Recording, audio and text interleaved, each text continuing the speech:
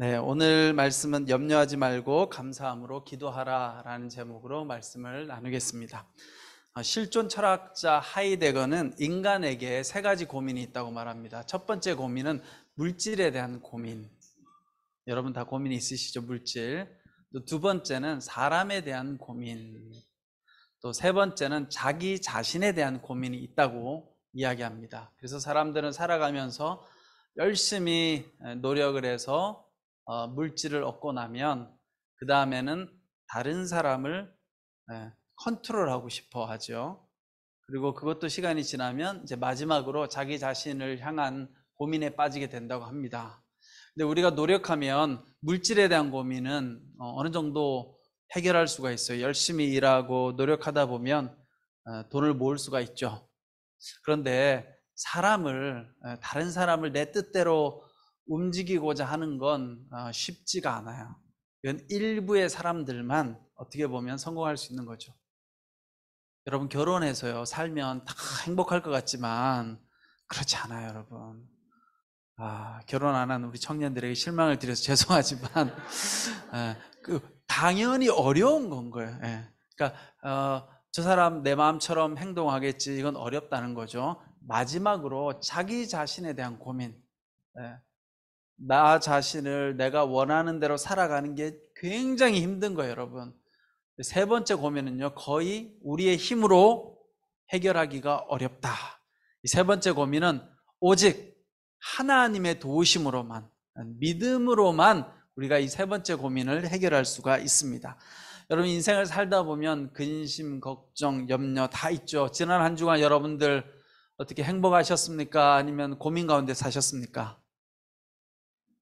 고민 가운데 기쁜 일도 있고 또 고민도 있고, 그렇죠. 다 섞여 있어요, 그렇죠? 기쁜 일만 있지도 않고 어려운 일도 있고 고민도 있어요. 오늘 사도 바울이 빌립보서 말씀을 통해서 많이 했던 이야기가 항상 기뻐하라 이렇게 이야기하고 있습니다. 여러분 사도 바울이 왜 우리에게 항상 기뻐하라고 이야기할까요? 사람들이 기뻐하지 않으니까, 기뻐하기가 어려우니까, 그러니까 기뻐하라고 이야기하는 거예요, 여러분. 항상 그것도 항상 기뻐하는 건 어려워요, 여러분. 한 번 기쁠 수는 있죠, 지난 한 주간 살면서. 근데 여러분 항상 기뻐하는 건 어렵잖아요. 어렵기 때문에 사도 바울이 우리를 향해서 여러분 기뻐하십시오, 그런데 항상 기뻐하십시오. 근데 여러분 참 여기에 역설이 있어요. 왜냐하면 사도 바울 자신은 물론 기뻤겠죠. 그러니까 기뻐하라고 하는데 사도 바울은 기뻐할 수 없는 환경에 있죠. 이 빌립보서가 감옥 서신이잖아요. 옥중 서신이잖아요. 그러니까 감옥에 있으면서 쓴 편지란 말이에요. 본인은 감옥에 있는데, 갇혀 있는데 지금 감옥 밖에 있는 사람들을 향해서 여러분 항상 기뻐하십시오, 나는 하나님 안에서 항상 기뻐합니다, 이렇게 말하고 있는 거죠. 그러니까 참 얼마나 놀랍습니까, 여러분. 그렇죠? 여러분들 감옥 안에 있는데 기뻐하라고 말할 수 있겠어요? 여러분들 다 경험하잖아요. 우리가 물리적 감옥은 아니지만 마음의 감옥에 있잖아요. 우리가 여러 가지 정신적인 질환 때문에 마음의 감옥에 갇혀서 참 힘들잖아요. 그런데 여러분 그런 상황에서 여러분 기뻐하십시오 이렇게 말하는 게 어렵잖아요. 그런데 이 사도 바울이 기뻐하라고 이야기한다는 거예요. 어떻게 하면 기뻐할 수 있을까? 여러분 물론 우리가 슬프다고 해서, 슬퍼한다고 해서, 또 어려운 일이 있다고 해서 나쁜 건 아니에요. 기쁜 건 좋은 것이고 슬프고 힘든 것은 나쁜 것이다, 이 생각도 잘못된 거예요. 신앙인들은, 제가 지난번에도 설명했죠, 신앙인들은 기쁠 수도 있고 슬플 수도 있고 어려운 일도 있을 수 있어요. 하나님의 뜻은 꼭 우리가 좋은 일, 항상 기쁜 일만 하나님의 뜻이 아니라 우리의 삶 가운데는 힘들고 어려운 일들도 있을 수 있는 거예요. 그것도 하나님의 뜻일 수 있는 거죠. 그러나 중요한 건 그래도 기쁜 게 좋잖아요, 그렇죠? 어떻게 하면 기뻐할 수 있을까? 오늘 사도 바울의 말씀을 통해서 한번 살펴보고자 합니다. 자, 기쁨의 비결 첫 번째, 주변 사람들을 향해 관용을 베풀어야 된다. 오늘 빌립보서 4장 5절 말씀에 보면 4절부터 읽어볼게요. 주 안에서 항상 기뻐하십시오. 내가 다시 말합니다, 기뻐하십시오. 여러분의 관용을 모든 사람에게 나타내십시오. 주께서 가까이 계십니다. 우리가 기뻐하기 위해서는 어떻게 해야 되느냐? 관용을 베풀어야 된대요, 다른 사람을 향해서. 여러분 다른 사람을 향해서 관용을 베푼다는 게 뭐예요? 내 뜻대로 되지 않아도 내가 원하는 대로 상대방이 반응하지 않아도 상대방을 용납하고 수용해 주는 거예요. 인간 사회에서 가장 힘든 게 내가 원하는 대로 세상이 돌아가는 거예요. 여러분, 그건 어려워요. 그런데 우리가 늘 힘들어하는 건 뭐예요? 다 내 뜻대로 세상이 돌아가기를 원해요. 네? 나 중심설이잖아요. 세상의 중심은 나다. 하나님도 내 뜻대로, 가족도 내 뜻대로. 우리가 그래서 서로 늘 상처받고 서로 힘든 거예요, 여러분. 근데 이거는 죄예요, 죄. 내 뜻대로 되기를 원하는 게 바로 그게 죄예요. 성경이 말하는. 우리의 삶은 내 뜻대로 되는 것이 아니라 누구의 뜻대로 되어야 돼요? 하나님의 뜻대로. 하나님의 뜻에는 나를 맞추고자 하는 노력이 필요한 거예요. 그러니까 저 사람도 내 뜻을 거슬렀다기보다는 하나님의 뜻으로 행동할 수 있는 거예요. 근데 우리는 내 뜻대로 안 되면 상대방을 향해서 서운해하고 미워하잖아요. 근데 사실은 그게 하나님의 뜻일 수 있거든요. 그래서 여러분, 중요한 것은 관용의 자세가 필요해요. 여러분들이 누군가를 넉넉하게 받아주고 수용하다 보면 어떤 일이 일어나요? 기쁨이 생겨요. 그래서 인내가 중요해요. 여러분, 인내하지 못하고 화내고 나면 그 다음에 어떻게 돼요? 후회하잖아요. 아, 그때 화내지 말걸. 가족 안에도 마찬가지잖아요. 화내고 나면 그때 화내면 또 분위기가 안 좋아져요. 그렇죠? 그런데 화가 날 때 참아주고 용납해주고 인내해주고 배려해주면 그 다음에 어떤 일이 생겨요? 분위기가 달라져요. 상대방이 그것 때문에 기뻐하고 고마워하고 그 모습을 본 나도 마음이 기쁘고, 그래서 기쁨이 생기는 거예요, 여러분. 그러니까 여러분, 기쁨은 어떻게 해야 돼요? 기쁨은 기뻐하는 일이 생겨서 기쁜 것이 아니라 기뻐하면 기뻐할 일이 생기는 거예요. 근데 기뻐하는 방법 중에 하나는 뭐냐? 관용을 베푸는 거예요. 관용을. 사람들을 향해서 관용을 베풀다 보면 기쁨이 생겨요. 찾아와요. 누군가에게 여러분 관용을 베풀어 보세요. 그러면 여러분들 마음속에 기쁨이 찾아와요. 성경에 보면 주는 것이 복되다 그러잖아요. 받는 것보다 주는 게. 여러분, 선물도요, 이렇게 줘보세요. 선물 주는 기쁨이 있어요.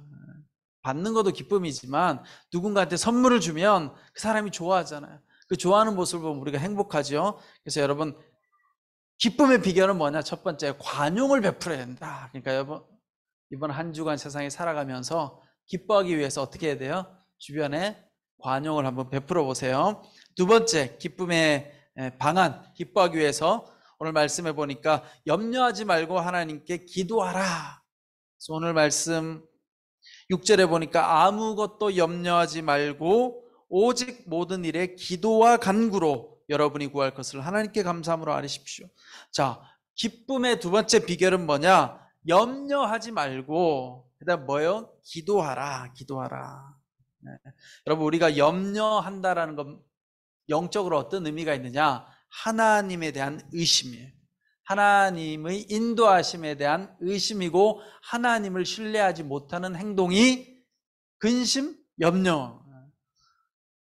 자, 보세요, 여러분. 우리의 삶은 누가 인도하세요? 하나님 인도하시잖아요. 그렇죠? 그럼 하나님께서는 우리를 좋은 길로 인도하실까요? 나쁜 길로 인도하실까요?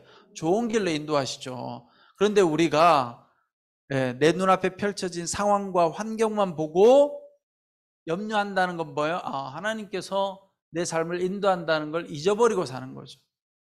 지금 조금 안 좋은 것 같아도 시간이 지나가 보면 하나님께서 좋은 곳으로 데려가시려고 통과하는 과정에 있는데, 우리가 하나님을 신뢰하지 못하면 눈앞에 보이는 환경만 보고 어떻게 해요? 절망하는 거예요. 그러니까 낙심하고 절망하고 염려하는 건 하나님을 못 믿는 행위인 거예요. 믿음이 없는 거죠.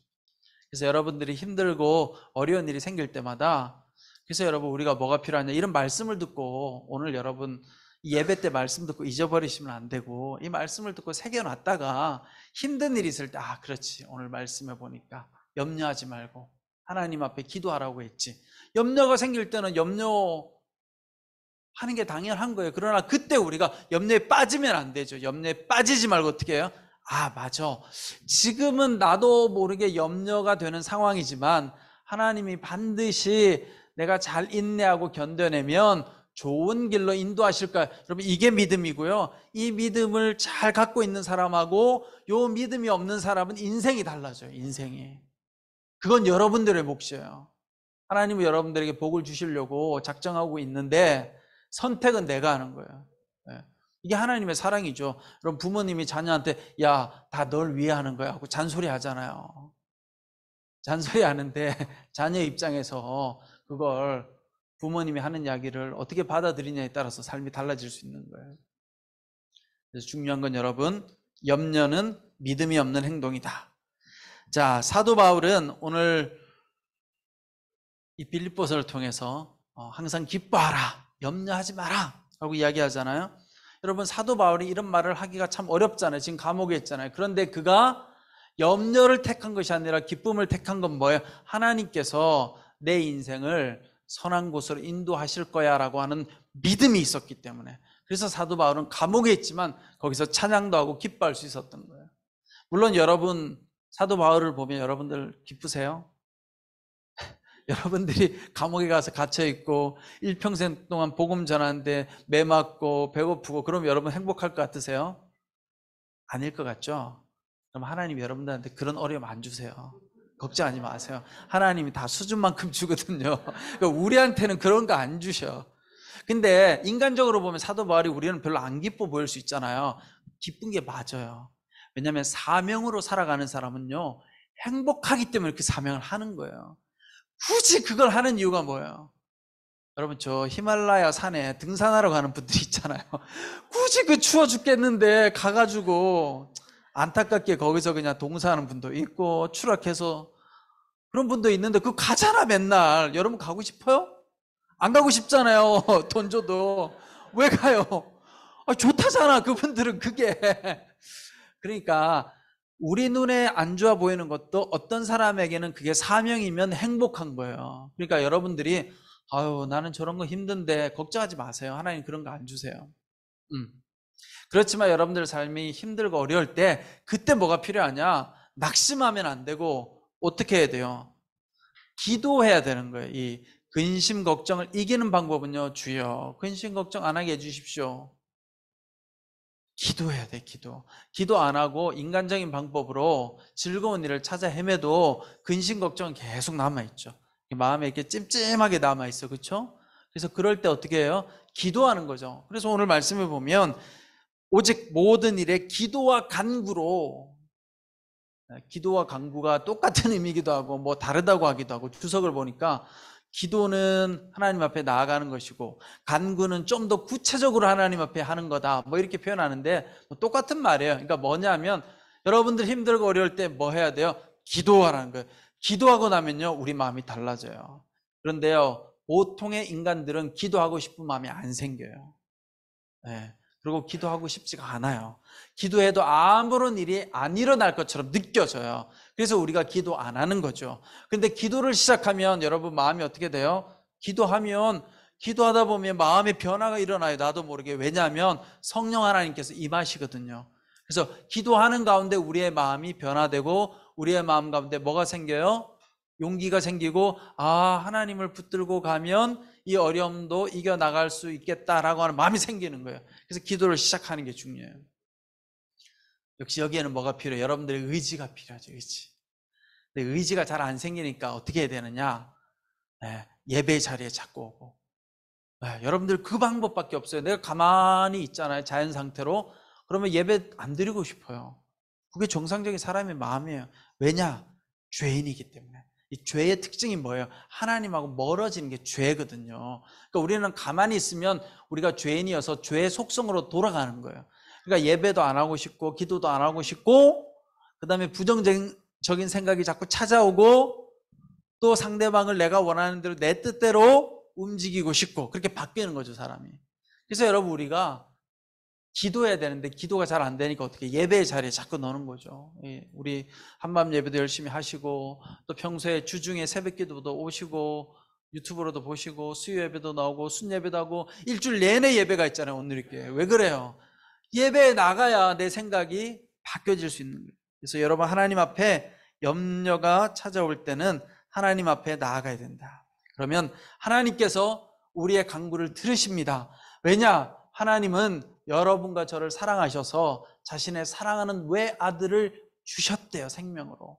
그런 분이 하나님이에요. 어떤 분이냐? 나를 사랑해서 나를 위해, 여러분 각자를 위해서 하나님의 아들을 주신 분이에요. 그러니 여러분들을 얼마나 사랑하는 거예요. 근데 잘 안 느껴지시잖아요. 그렇죠? 느껴지세요? 잘 안 느껴지죠? 네, 당연한 거예요. 믿음이 없는 게 아니에요, 여러분. 그게 당연한 거예요. 안 느껴져. 보이지 않는 하나님이 나를 위해 자기의 아들을 십자가에 못 박았대. 이게 어떻게 느껴져요? 안 느껴지니까 어떻게 해야 돼요, 또? 말씀을 읽어야죠. 말씀을 읽고 예배를 드리면 성령님이 찾아오셔서 우리 마음에 감동을 주는 거예요. 하나님 나를 사랑하는 것 같아. 그럼 가만히 있으면 하나님 나를 사랑하는 것 같지 안 느끼죠.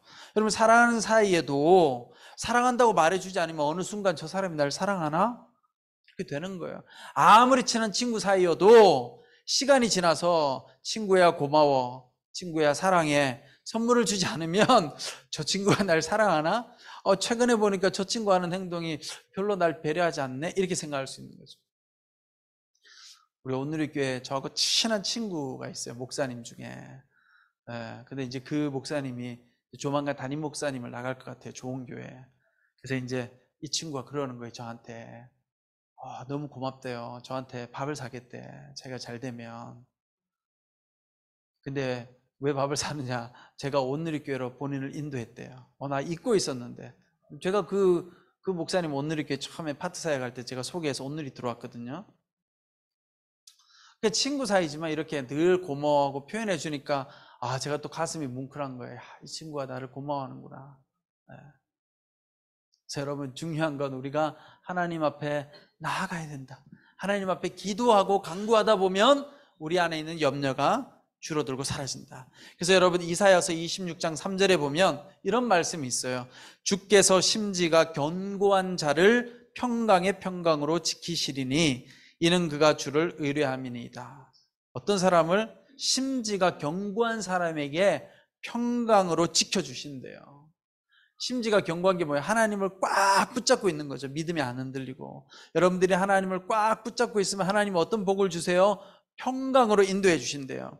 여러분, 이 평강이 왜 중요하냐? 세 번째, 오늘 우리가 기쁨의 비결 세 번째하고 연결되는데, 세 번째는 우리가 감사함으로 기도할 때 하나님의 평강이 우리의 마음과 생각을 지키신다고 합니다. 오늘 7절 말씀, 그리하면 모든 생각을 뛰어넘는 하나님의 평강이, 모든 생각을 뛰어넘는데요. 이 평강이 어느 정도냐면, 평강이 쫙 임하면 우리 안에 있는 모든 번뇌와 생각들을 다 뛰어넘어. 그래서 이 그리스도 예수 안에서 여러분의 마음과 생각을 지켜주실 것입니다. 자, 여러분, 우리가 살아갈 때 우리의 삶이 힘든 이유는 뭐예요? 머리가 복잡해. 여러분들도 그렇죠. 여러분, 조현병 있으신 분들, 나도 모르게 자꾸 이렇게 힘들잖아요. 근데 저도 조현병은 아닌데 그래요. 머리가 힘들어요. 생각이 계속 돌아가서 정신이 없어서 힘들어. 그래서 요즘 제가 이런 생각을 해요. 내 머릿속에 소음이 있구나. 소리가 저는 소리는 안 들려요, 여러분. 참고로 소리는 안 들리는데 생각이 너무 많으니까 그냥 소음 같아. 내 머릿속이 너무 복잡해. 생각도 많고. 그냥 아무 일도 안 하고 있으면 좀 이게 생각이 없을 것 같은데 막 너무 정신없이 사니까 막 여기가 계속 돌아가는 거예요, 머리가. 휴대폰을 하다가요, 제가 요즘 내가 지금 뭘 하려고 했지? 이럴 때가 있어요. 앱을 찾다가 잠깐만, 내가 지금 뭘 보려고 했지? 여러분도 안 그러시나요? 요즘은 너무 복잡해.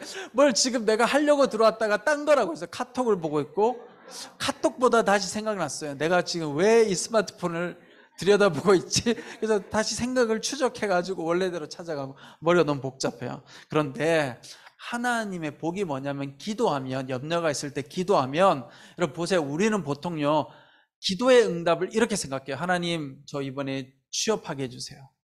하나님, 이번에 집을 사기 원합니다. 제발 집값이 떨어져서 집 좀 사게 해주세요. 혹은 여러분들 자녀들 취업, 건강을 위해서 기도하잖아요. 이렇게 기도의 목적이 있어요. 자, 근데 이런 거는 하나님 앞에 구할 때 여러분, 이루어질 때까지 마음이 불안해요. 그렇죠? 그리고 힘들어. 이루어질 때까지 계속 기도해야 되고, 또 이루어지고 나면 그 다음에 또 어떻게 돼요, 여러분? 또 기도거리 또 생기잖아요. 또 기도 제목, 주여 이것 또 이루어 주십시오. 늘 마음이 힘들어요. 이게 과연 기도의 응답일까? 근데 오늘 사도 바울은요, 얼마나 기가 막혀요. 그리하면 모든 생각을 뛰어넘는 하나님의 평강이 그리스도 예수 안에서 여러분의 마음과 생각을 지켜주실 것입니다. 자, 보세요. 요 앞절이요. 아무것도 염려하지 말고 오직 모든 일에 기도와 간구로 여러분이 구할 것을 하나님께 감사함으로 아뢰십시오. 저는 이 말씀을 읽을 때 옛날에는 이 뒷말씀 이런 게 올 거라고 기대했어요. 여러분 감사함으로 구하십시오. 하나님께서 응답하실 것입니다. 이렇게 써져 있을 줄 알았거든요. 근데 맨날 이 말씀을 읽는데 왜 응답한다는 말씀을 없고 자꾸 하나님의 평강이 우리를 사로잡는데요. 왜 이 말씀을 할까? 여러분 보세요. 기도했어요. 근데 내가 원하는 기도가 응답되면 좋죠. 근데 그거보다 더 좋은 응답은 하나님의 평강이 여러분들 마음을 사로잡는 거예요. 그러면 내가 지금 원하는 것이 지금 당장 설사 안 이루어져도 여러분 마음에 지금 평강이 있다고 생각해 보세요. 마음이 너무 평화로워. 여러분 그러면 계속 기도할 수 있잖아요. 마음이 안 힘들잖아요. 이루어지면 또 감사하고. 그러니까 평강의 복이 가장 좋은 복인 거예요, 여러분. 최고의 복이에요. 여러분 기도해 보셨어요? 평강을 달라고? 그런 기도 안 하시죠? 주여 이번 주에 요거 꼭 돼야 됩니다. 요런 기도 마시잖아요. 근데 평화를 위해서 기도하셔야 돼요. 내 마음의 평강. 여러분 이스라엘 사람들이 하는 인사말이 뭐예요? 샬롬이잖아요. 그게 뭐예요? 평강. 근데 어떤 평강이냐? 전인적 평강이래. 그냥 마음의 평강이 아니라 내 몸의 평강. 몸의 평강은 뭐예요? 질병을 넉넉히 이길 수 있는 거. 병에 걸려도 고통받지 않고 잘 감당하는 거. 또 인간관계의 평강. 마음은 평화로운데 사람하고 만나면 상처받아. 그럼 안 되잖아요. 인간관계의 평강. 또 내가 살아가는 공동체가 평화로워야 돼. 내가 아무리 평화로워도 공동체에 갔는데 늘 상처를 받아. 내가 살아가고 있는 생태계가 평화로워야 되죠. 우크라이나 보세요.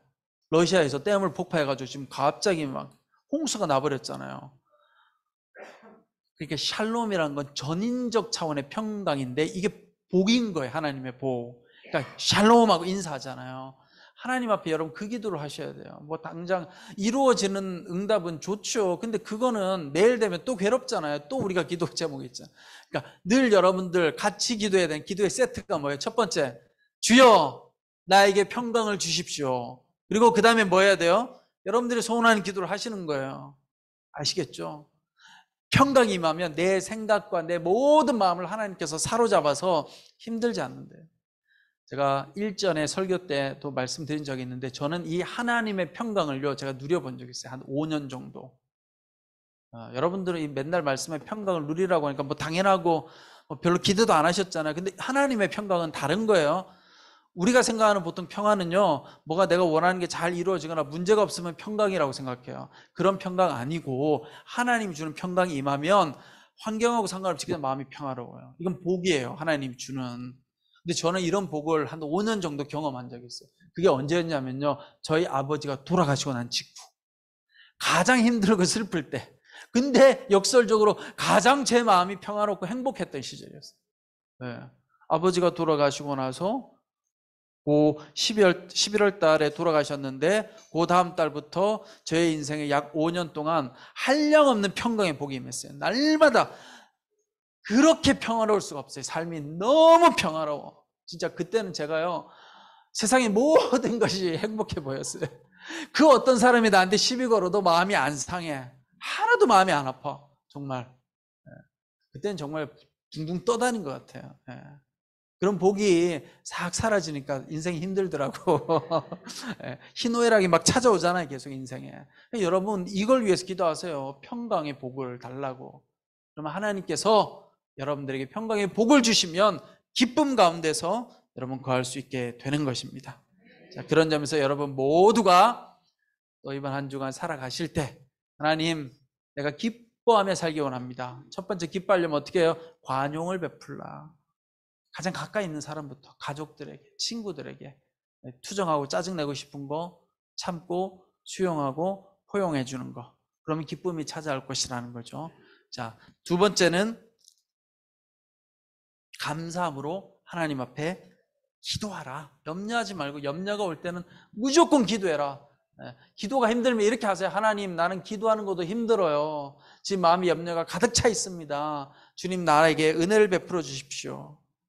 그리고 세 번째는 그렇게 기도하면서 하나님 평강의 복을 주십시오.